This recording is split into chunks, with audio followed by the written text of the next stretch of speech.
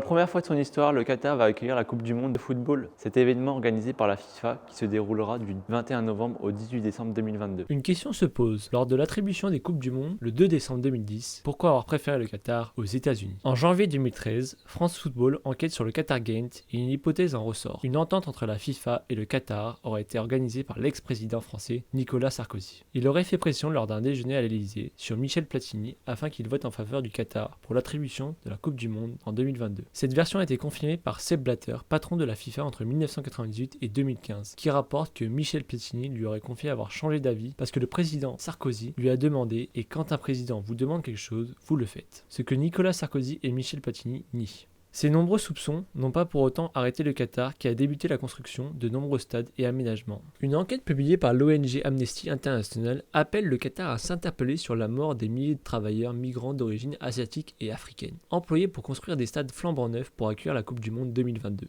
Les autorités qataries délivraient des certificats de décès sans enquêter sur les morts des travailleurs, les attribuant à des causes naturelles ou à des cas d'insuffisance cardiaque. Et ça, malgré des preuves établissant un lien entre les décès prématurés et les conditions de travail dangereuses. Plus de 6500 ouvriers seraient morts à cause de la chaleur étouffante, jusqu'à 45 degrés l'été. Le porte-parole de Doha explique qu'un salaire minimum a été instauré pour tous les travailleurs migrants, ainsi qu'un aménagement des horaires lors des périodes de forte chaleur. Le kafala, système permettant à l'employeur d'avoir le plein pouvoir sur ses ouvriers en leur confisquant leur passeport, a été aboli en septembre 2020. Un petit peu, oui. Oui, j'en ai entendu parler. Ouais, carrément. Ouais. Je pense que les stades risquent d'être climatisés. C'est ça. Donc c'est un coût en CO2 absolument gigantesque. Je pense aussi qu'on va construire des stades immenses qui ne serviront qu'une fois. Ils construisent des stades et toute une infrastructure dans des déserts, donc il faut créer de A à Z. Écologiquement parlant, on construit des stades climatisés dans un pays où il fait ce degré, où il n'y a pas de raison d'avoir la Coupe du Monde, quoi.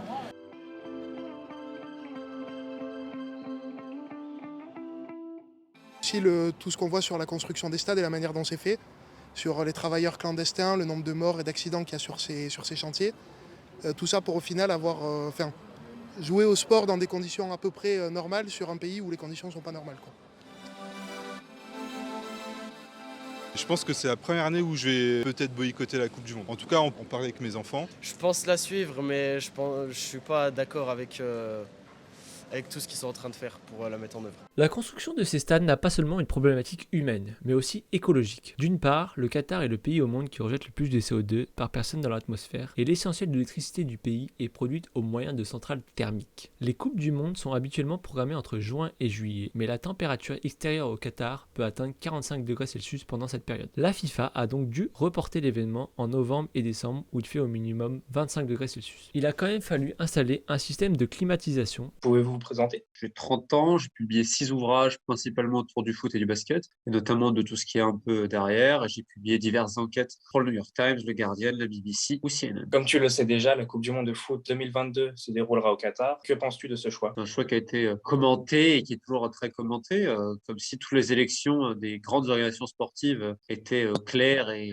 transparentes, ce qui est évidemment un doux euphémisme. Je trouve qu'il y a une grande hypocrisie autour de la Coupe du Monde 2022. Il y a plein de raisons en effet qui sont tristes. Tu te dis que c'est la première nation arabe à avoir la Coupe du Monde quand tu sais la passion et la frénésie que le monde arabe a pour le milieu du foot, et que tu as quand même des pays qui étaient en mesure de l'accueillir, c'est quand même un peu choquant, tu vois, à ce niveau-là. Après, je trouve qu'on tape énormément sur le Qatar, alors que, encore une fois, c'est un ensemble dans le monde du sport. Après, sur les morts, sur les chantiers, évidemment, c'est terrible, c'est une tragédie, mais qui dépasse aussi le Qatar. C'est-à-dire qu'il faut être objectif. Il faut prendre une vision globale. Oui, le Qatar, c'est un problème sur certains points, mais les autres pays de la zone, c'est pareil. Et un tango, ça se danse pas tout seul. Donc je trouve qu'en fait, c'est trop facile d'accuser le Qatar et d'oublier la responsabilité énorme des instances footballistiques qui en ont strictement rien à cirer. T'as quand même eu récemment la FIFA qui a communiqué avec le président du Brésil, là aussi, je pense, un homme évidemment de paix pour la déforestation, c'est encore autre chose, qui va te dire que c'est magnifique les droits humains au Qatar. La polémique perdure dans le monde du football et atteint même les acteurs principaux de ce sport. En effet, Leon Goretzka, milieu de terrain allemand du Bayern Munich, a exprimé son souhait de prendre en compte à l'avenir les droits humains et les conditions de travail des pays candidats à l'accueil d'une Coupe du Monde. D'autres institutions s'expriment à ce sujet comme le club de Tromsø qui a interpellé la fédération norvégienne afin de boycotter cette Coupe du Monde. Un appel avec une importance minime puisque la Norvège a elle-même rejeté cette incitation au boycott.